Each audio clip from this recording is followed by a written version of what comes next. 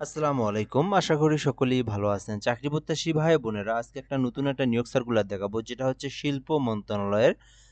এই প্রতিষ্ঠানের নাম হচ্ছে পেটেন্ট শিল্প নকশা ও ট্রেডমার্কস অধিদপ্তর।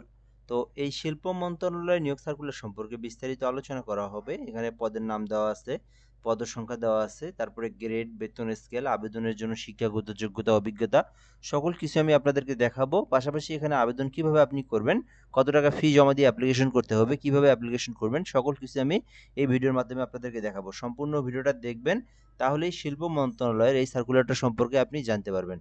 আর এখানে কিন্তু অষ্টম শ্রেণী পাশে আছে, তারপরে অফিসক এসএসসি পাশে আছে, এছাড়াও কিন্তু এখানে এইচএসসি পাশে আছে, গাড়ি চালক আছে। অর্থাৎ এখানে অষ্টম শ্রেণী থেকে নিয়ে অষ্টম, এসএসসি, এইচএসসি, অনার্স ডিগ্রি সকল শিক্ষাগত যোগ্যতার জন্য কিন্তু আলাদা আলাদা পদসংখ্যা রয়েছে। তো সকলে কিন্তু দেখতে পারেন সার্কুলারটা। তো তার আগে একটা বিষয় বলে নিই, যারা আমাদের চ্যানেলে নতুন আছেন বা নতুন ভিডিওটা দেখতেছেন, চ্যানেলটিতে অবশ্যই সাবস্ক্রাইব করে রাখবেন। বাংলাদেশের সরকারি সকল নিয়োগ সার্কুলারগুলো আমাদের এই চ্যানেলে আমরা আপলোড দিয়ে থাকি। অবশ্যই সাবস্ক্রাইব করে আমাদের সঙ্গে যুক্ত থাকবেন। তো এখানে বলা আছে যে শিল্প মন্ত্রণালয়ের অধীনে পেটেন্ট শিল্প নকশা ও ট্রেডমার্কস অধিদপ্তর ডিপিডিটি এর রাজস্ব খাতভুক্ত নিম্ন বর্ণিত শূন্যপদসমূহে স্থায়ী এবং নবসৃষ্ট অস্থায়ী পদে অস্থায়ী ভিত্তিতে উল্লেখিত যোগ্যতা শর্তাদি পূরণ সাপেক্ষে সরাসরি জনবল নিয়োগের নিমিত্তে বাংলাদেশের প্রকৃত নাগরিকদের নিকট থেকে কেবলমাত্র অনলাইনে অ্যাপ্লিকেশনের জন্য আহ্বান করা যাচ্ছে। অর্থাৎ এখানে যে বিষয়গুলো বলে দেওয়া আছে আমি আপনাদেরকে সংক্ষিপ্তভাবে বলে দিচ্ছি। তো এখানে বলা আছে শিল্প মন্ত্রণালয়ের নিয়োগ সার্কুলার, যেটা কিন্তু সরকারি স্থায়ী একটা নিয়োগ সার্কুলার। দেখতে পাচ্ছেন রাজস্ব খাতভুক্ত নিয়োগ সার্কুলার। আর এইটাতে কিন্তু বাংলাদেশের সকল জেলার জেলার যে কোনো প্রার্থী চাইলেই কিন্তু অ্যাপ্লিকেশনটা করতে পারবে। আর নারী পুরুষ উভয়ে কিন্তু আবেদন করতে পারবে এই সার্কুলারে। আর আবেদন করতে চাইলে অনলাইনের মাধ্যমে আপনাকে আবেদনটা করতে হবে। এগুলোই এখানে বলে দেওয়া রয়েছে। তো ১ নম্বর যে পদের নাম রয়েছে এটা হচ্ছে ষাট লিপিকার কাম কম্পিউটার অপারেটর, যেটা কিন্তু ১৩ গ্রেডের একটি পদ রয়েছে। তো এইটাতে আবেদন করতে শিক্ষাগত যোগ্যতা চাওয়া হয়েছে মিনিমাম অনার্স অথবা ডিগ্রি পাস। বলা আছে এখানে যেকোনো স্বীকৃতি বিশ্ববিদ্যালয় হইতে স্নাতক বা সমমানের ডিগ্রি থাকলে আপনি আবেদন করতে পারবেন। আর এছাড়া এখানে যে বিষয়টা বলা আছে যে ইংরেজিতে ৮০ শব্দ এবং বাংলায় ৫০ শব্দ। যেহেতু ষাট লিপিকার সেক্ষেত্রে অবশ্যই ষাট লিপিকারের যে টাইপের গতি যেটা, সেটা অবশ্যই আপনার থাকতে হবে। দেন আপনি অ্যাপ্লিকেশন করতে পারবেন। ২ নাম্বার রয়েছে কম্পিউটার অপারেটর, যেটা একটি পদ রয়েছে। কম্পিউটার অপারেটর পদে আবেদন করতে বিজ্ঞান শাখা হতে অনার্স অথবা ডিগ্রি পাস করলে কম্পিউটার অপারেটর পদে আবেদন করতে পারবেন। এক্ষেত্রে কিন্তু বাংলায় ২৫ শব্দ, ইংরেজিতে ৩০ শব্দের গতি থাকতে হবে আপনার। দেন আপনি কম্পিউটার অপারেটর পদে আবেদন করতে পারবেন। ৩ নম্বরে রয়েছে ষাট মুদ্রাক্ষরিক কাম কম্পিউটার অপারেটর, যেটা ৪ টি পদ রয়েছে। তো এই ক্ষেত্রে আবেদনের জন্য স্নাতক বা সমমানের ডিগ্রি, অর্থাৎ এটাতেও কিন্তু অনার্স অথবা ডিগ্রি পাস করলে আপনি আবেদন করতে পারবেন। এখানে ১৪ গ্রেডে ৪ টি পদ রয়েছে। তো যারা অনার্স ডিগ্রি পাস করছেন আপনারা কিন্তু এই ষাট মুদ্রাক্ষরিক কাম কম্পিউটার অপারেটর এটাতে আবেদন করতে পারেন। আর এখানে কম্পিউটার সম্পর্কে অবশ্যই বেসিক নলেজগুলো আপনার থাকতে হবে। এবং টাইপের গতি যেটা কিন্তু ৬০ মুদ্রাক্ষরিক, যেহেতু সেই ক্ষেত্রে বাংলায় ৪৫ শব্দ, ইংরেজিতে ৭০ শব্দের গতি থাকতে হবে। ৪ নম্বরে রয়েছে অফিস সহকারী কাম কম্পিউটার মুদ্রাক্ষরিক ১৬ গ্রেড। তো এই পদের নাম তো আপনারা সকলেই শুনে আছেন। অফিস সহকারী কাম কম্পিউটার মুদ্রাক্ষরিক যে পদের নাম। তো এইটাতে কিন্তু মোট ১২ টি পদ রয়েছে। মোটামুটি এখানে বড় পদ বলা চলে।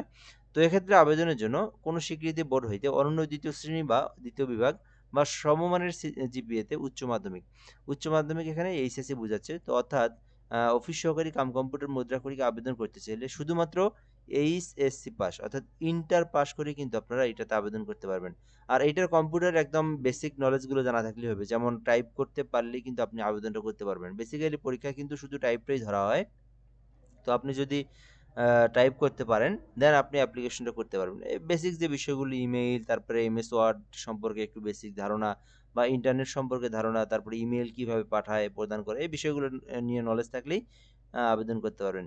৫ নম্বরে রয়েছে গাড়ি চালক, যেখানে ২ টি পদ রয়েছে। এক্ষেত্রে আবেদনের জন্য শুধু অষ্টম শ্রেণী থাকলেই আপনি আবেদন করতে পারবেন। অবশ্যই অষ্টম শ্রেণীর সার্টিফিকেট থাকতে হবে। আর এখানে অবশ্যই বৈধ ড্রাইভিং লাইসেন্স থাকতে হবে। তাহলে আপনি গাড়ি চালক পদে আবেদন করতে পারবেন। এছাড়াও ৬ নম্বরে রয়েছে ডুপ্লিকেটিং মেশিন অপারেটর, যেখানে ১ টি পদ রয়েছে। এক্ষেত্রে আবেদনের জন্য এইচএসসি পাস থাকতে হবে, অর্থাৎ উচ্চ মাধ্যমিক থাকলে আপনি এটাতে আবেদন করতে পারবেন।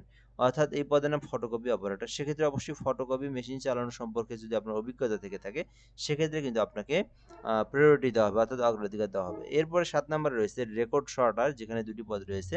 এক্ষেত্রে আবেদনের জন্য শুধুমাত্র উচ্চ সরি, এখানে শুধুমাত্র মাধ্যমিক স্কুল সার্টিফিকেট, অর্থাৎ শুধুমাত্র এসএসসি পাস করা থাকলে কিন্তু আপনি রেকর্ড শর্টারে আবেদন করতে পারবেন। জাস্ট এসএসসি পাস করা থাকলে আবেদন করা যাবে, আলাদা কোনো অভিজ্ঞতা বা কোনো কিছুরই প্রয়োজন নেই। ৮ নাম্বার রয়েছে অফিস সহক। এটা তো আপনারা অনেকেই নাম শুনেছেন, অফিস সহক সকলেই নাম জানা। তো এইটাতে কিন্তু আম ৮ টি পদ রয়েছে ২০তম গ্রেডের মধ্যে। তো আপনি যদি এটাতে আবেদন করতে চান, সেক্ষেত্রে বলা আছে যে বোর্ড হতে, মাধ্যমিক বোর্ড হইতে শুধুমাত্র যেকোনো স্বীকৃতি বোর্ড হতে মাধ্যমিক স্কুল সার্টিফিকেট, অর্থাৎ শুধু এসএসসি পাস।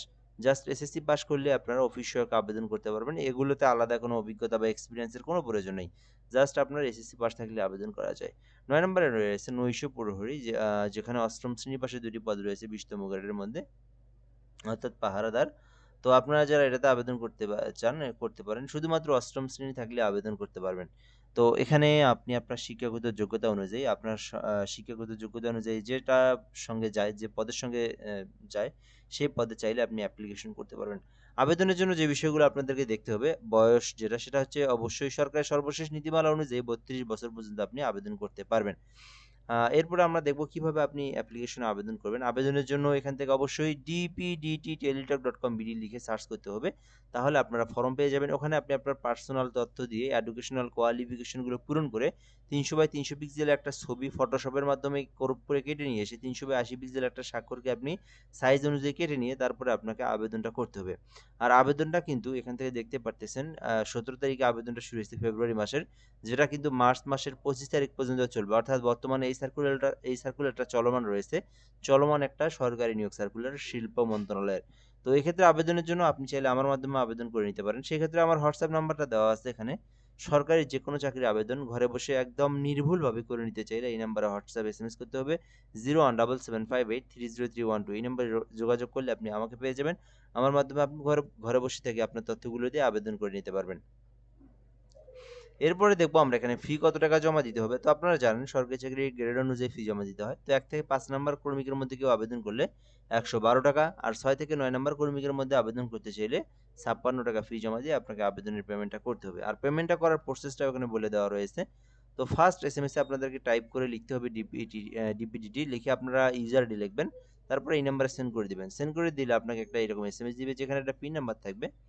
সো আবার আপনারা একটা এসএমএস টাইপ করবেন ডিবিডিটি লিখে, ইয়েস লিখে আপনার পিন নাম্বার লিখে 16322 নাম্বার সেন্ড করে দিলে আপনার আবেদনের পেমেন্টটাও হয়ে যাবে। দেন আপনার পেমেন্টের টাকাটাও কিন্তু কেটে নিবে, ঠিক আছে? সো এই পদ্ধতিতে আপনাদেরকে আবেদনটা করতে হবে। সো যারা আবেদন করবেন আবেদনটা করতে পারেন। আর সার্কুলার নিয়ে যদি আরো কোনো কিছু জানার থেকে থাকে কমেন্ট করে জানাতে পারেন। ইনশাআল্লাহ আমরা রিপ্লাই দিয়ে জানিয়ে দেওয়ার চেষ্টা করব। ভালো থাকবেন, আর আমাদের চ্যানেলটিতে অবশ্যই সাবস্ক্রাইব করে রাখবেন। ফেসবুক পেজের লিংক দেওয়া আছে কমেন্ট বক্সে, ফলো দিয়ে রাখবেন। আসসালামু আলাইকুম।